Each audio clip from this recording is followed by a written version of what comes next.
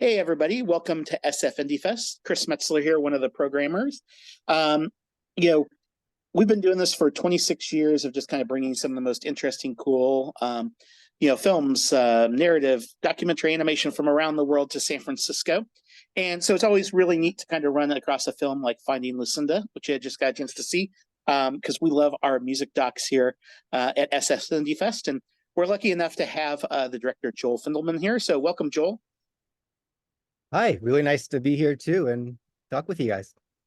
Very cool. Well, you know, the one of the reasons why I love kind of like submissions is like, around each corner, just there's surprises. And so it was neat to kind of run across your film for many different reasons. And can you kind of tell us about like what was the genesis for the film and like how did you kind of first kind of jump in?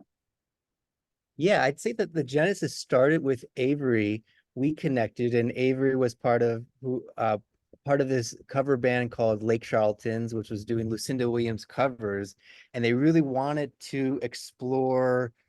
I was really, as you see in the film, sort of a guiding light for Avery. Wanted to explore what makes Lucinda the songwriter she is, and the project started a lot smaller, as more of just like a short film where we do some initial exploration, but as in any film and documentary, you start to dig deeper and get more inspired and decide we want to go on this journey that was Lucinda's early career, and that's where it landed on this feature-length film. Neat. And so were you like a fan of that cover band before, or were you like friends with Avery? I mean, and you know, I guess the other question that kind of just follows with it is that like, was there, you know, how did you kind of build that trust of like kind of changing it in from something that's maybe a little bit more promotional to something that's kind of like the documentary that you made? Totally, yeah. I met Avery. I'm part of a film collective called New Day Films, and Avery was looking to collaborate with someone, and so that's how we initially connected. And yeah, I think to make a film feel honest and authentic and real in the way that I hope this film comes across, it's about going on that journey with Avery and also feeling it myself as a filmmaker, because the film, it's about music on the surface, but ideally anyone in any art could be looking at this and having that struggle of the blank page. I mean, that goes across spans so many artistic modalities. So how do we, if I'm feeling that and resonating with this idea of what does it mean to be successful, how to be a great artist, how to write good art, music, film, storytelling, then we're on it together. And how can, and just to, and to be collaborative with Avery in that we're making this together, we're making a piece of art. We want it to be beautiful, both visually, we want it to be resonant and want to have music, and we want to be exploratory of this amazing artist, Lucinda Williams, but also the internal process. So all these things. And as you dug in, like as a filmmaker, like was there kind of like an aesthetic and approach of how you wanted to do it, or was that more kind of informed by Avery's style? Like how did you kind of determine the visual language of the film? Yeah, I mean, I really, with Rosebush, the cinematographer, we worked really closely in collaborating on this visual motif on what it would look like. Generally, my style as a filmmaker is a little bit slower, a little bit meditative, a little bit more landscape, let things flow into the screen.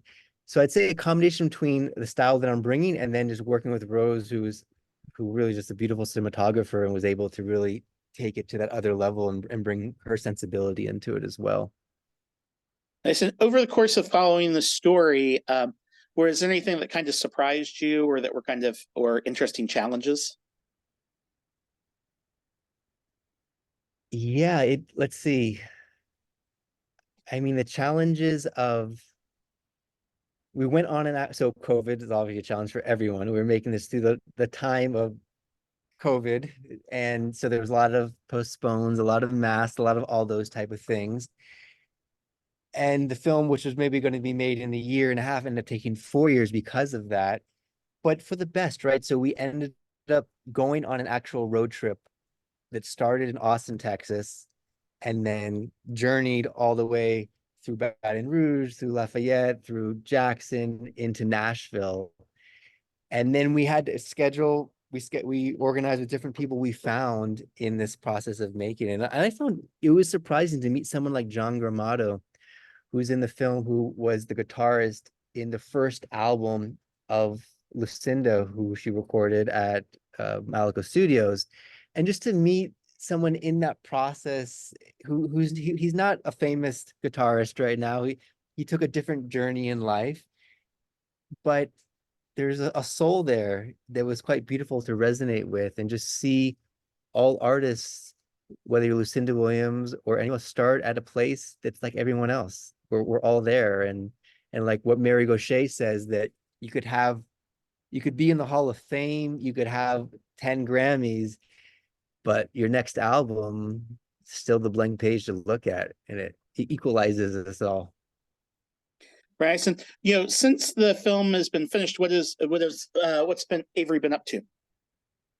Avery's is coming out with a new album soon, and in the maybe like this month or next month. I think it's maybe next month, that some of the songs that were created in the process of making this film will be on there.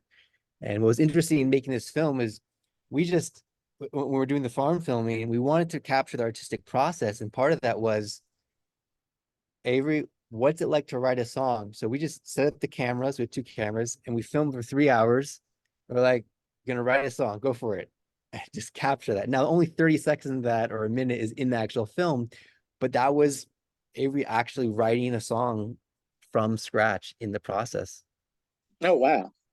Well, very cool. Well, thank you for putting together a beautiful film, and glad to have you as part of SF Indie Fest. Really happy to as well. I'm happy to be a part of it. Awesome. Cool. Thanks again, Joel. Yeah, thanks. Hey, Chris, quick question. One moment.